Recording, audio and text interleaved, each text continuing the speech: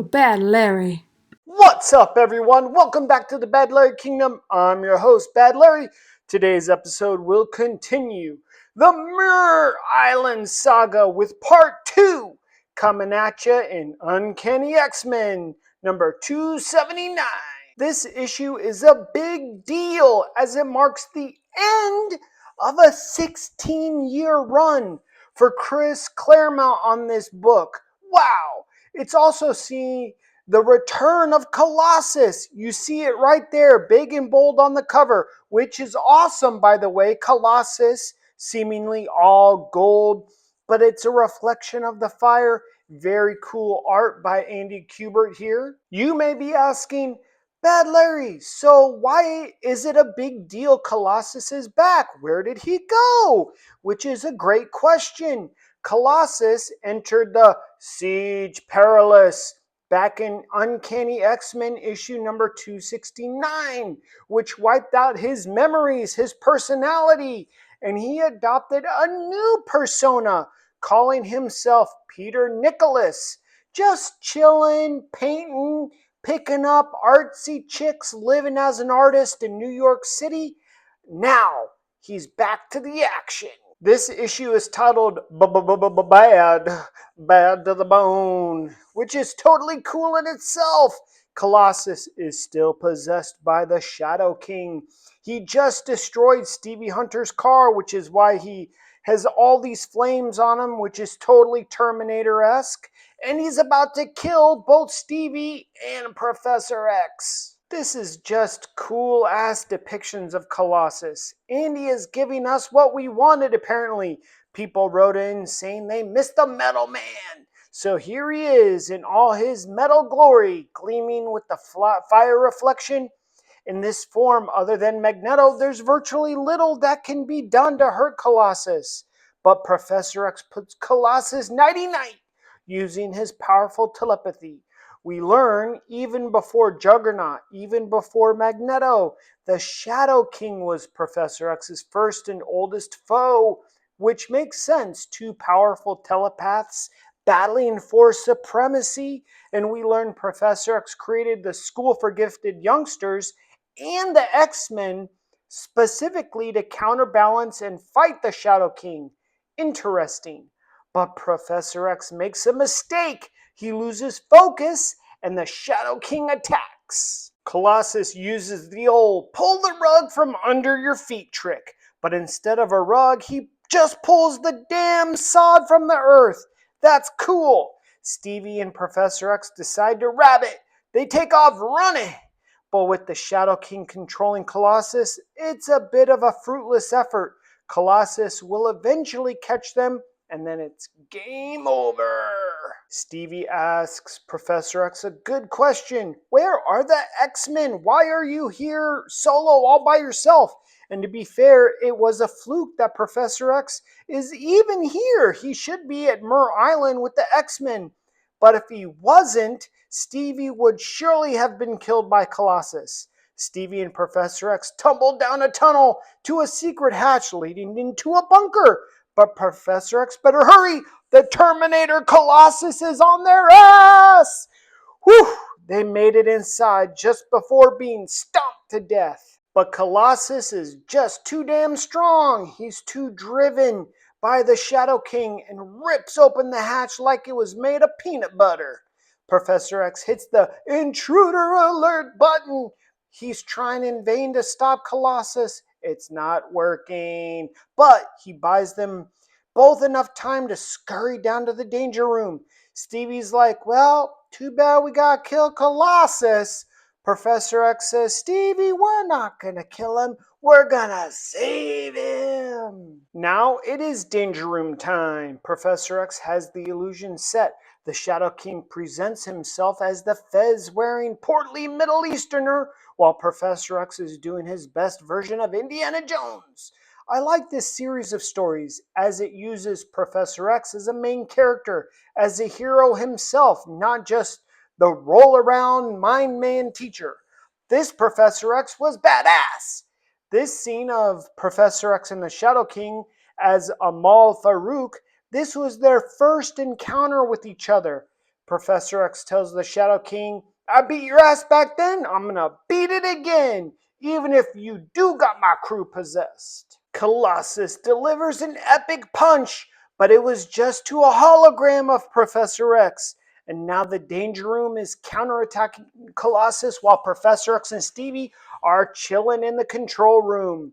But can the Danger Room even contain a crazed and possessed Colossus? Well, I guess not, as Colossus uses his immense strength to bust loose and bust into the control room a la Kool-Aid Man style. The Shadow King programmed Colossus to have his first target be Stevie Hunter, so Colossus grabs her up first by the throat. He's about to snap her neck like a twig when Professor X launches himself onto Colossus's back.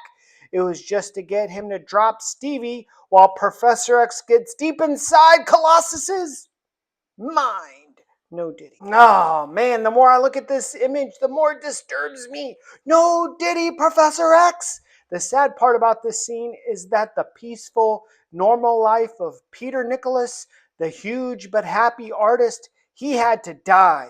This personality had to go in order to bring back the real Peter Rasputin, the real Colossus, back into the real world.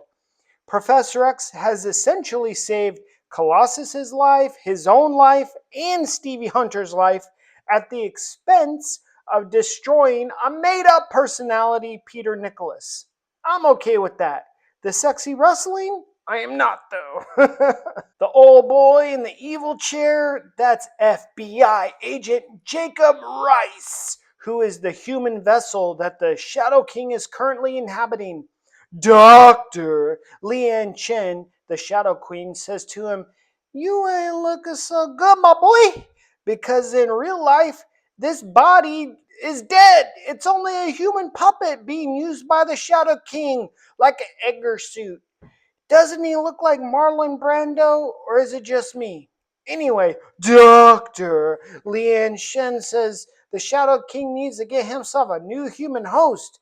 This dude's body is cooked. Dr. Shen says, maybe the next guy should actually be alive, okay? Maybe he'll last longer. Shadow King laments having to let go of this body as Jacob Rice is a high level guy in the FBI. He's very powerful in the real world. Dr. Shen asks, what's the point even? Is this a game or what? Shadow King says, hell yes, it's a game. He plans to win. As long as he can think, he can never die. Beating Professor X and winning the game is all that matters. And when he wins, he will be the ruler of the Shadow Realm and the real world, no matter how long it takes. We move back to Muir Island. If you remember the very last issue, Gambit was embattled with multiple men. Wolverine was fighting Rogue. Jubilee was fighting Amanda Stewardess. And Gambit did not have his signature trench coat on. So where did that come from? Anyway, these three are under the influence of the Shadow King now. The only X-Man, the only one that is free from the Shadow King's possession is Forge, who these three are hunting down. Well, everybody's hunting Forge down, but that doesn't mean everybody's a zombie. Jubilee backtalks Gambit and gets herself slapped into Kingdom Come for it. Jubilee is just getting worked over by Gambit. Easy peasy work for him. And he even draws some blood before Wolverine comes in last minute with some claws to the gut threat. Jubilee runs off crying like Red from the Ice Cube movie Friday. But she does call them some, quote, sirloin sacks, which is a hilarious dig. Gambit is fully on board with the Shadow King. He's fully dark side. But Wolverine is only part way, which causes a bit of a kerfuffle scuffle. 3 kinetic cards as a show of force makes the duo split up. Luckily, Wolverine didn't gut Gambit right then and there. Trash talk aside, Wolverine is still driven to hunt down Forge. His animal tracking instincts are also too powerful to override. Wolverine is talking to himself now, which is never a good thing.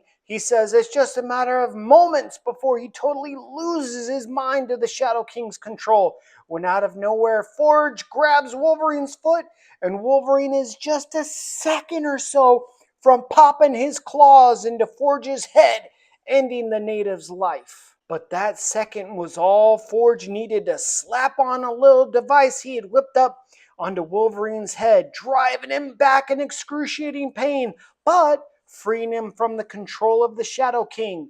This ain't the Titanic. Forge ain't saving women and babies first. He needs the best of the best, free first, which is why getting Wolverine back onto the good guy's side was an epic move. But looks like he has company, a real powerhouse in Rogue.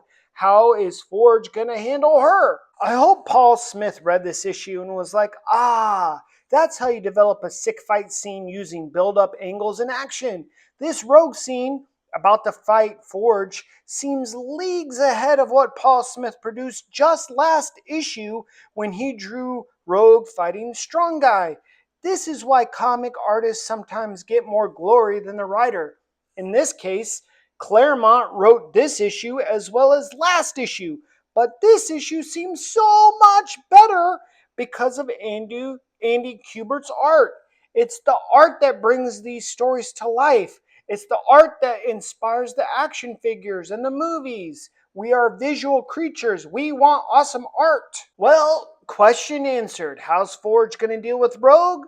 Big ass gun! Look, I ain't mad at Andy for this depiction of Rogue. Sex sells. Greg Land wasn't the first guy to use seductive looking imagery somewhat out of place. Rogue looks like she is liking this blasting from Forge more than it's hurting her. Take that as you will. And now we travel back to Professor X in Salem, New York. The trio have been walking and walking, albeit quite slowly, having to basically carry Colossus's big ass all the way into town. Even in his human form, Colossus is a big ass dude. And Stevie, well, she's a bit of a cripple herself. She got that bad knee. As they get closer to town, Professor X sees a mob fueled by hatred driven by the Shadow King. They're chasing down a boy. They're about to lynch him. Professor X steps in and steps forward. His telepathy and his rage is on full tilt. He's keeping the mob at bay. The Shadow King pops back in saying, "This world is his now. Just go ahead and give up, Professor X." But the Professor never quits. We never quit, never surrender. Sure, the X-Men are cooked. So Professor X digs deep, deep, deep and says, "We gotta call in the OGs. Cyclops' team, X Factor." That's right, baby! It always comes down to the OGs having to save the day. My final verdict, I really love this issue. I love the art. I love the build-up. Stay tuned for X Factor number 69, Noise, which is part 3 of this Muir Island saga. Hit the like button, subscribe, and I'll see you real soon. Peace.